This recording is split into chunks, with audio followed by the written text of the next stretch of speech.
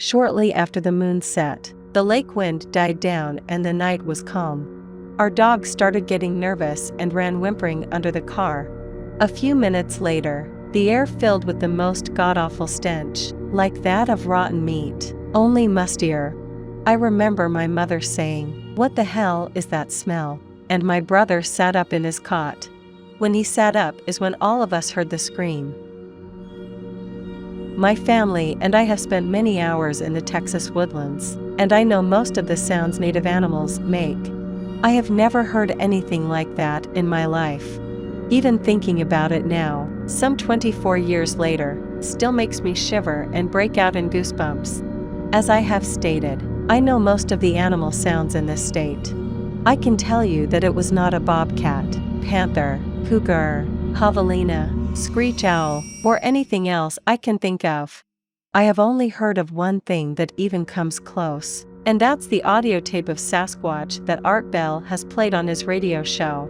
And as I said, it was only close. The scream started out as a low growling sound that ended in a shrill scream. It was loud, I mean, incredibly loud. I shot one round from my gun into the air and whatever it was went away, or so we thought. By now we had built a roaring fire, but this did not stop it.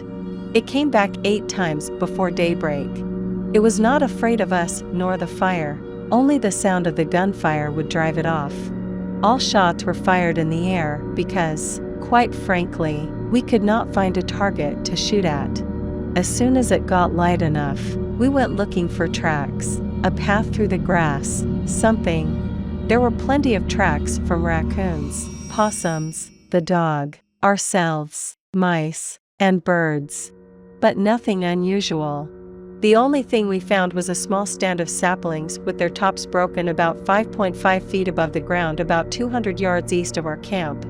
I mention this because these saplings had that same horrible stench, only not nearly as strong.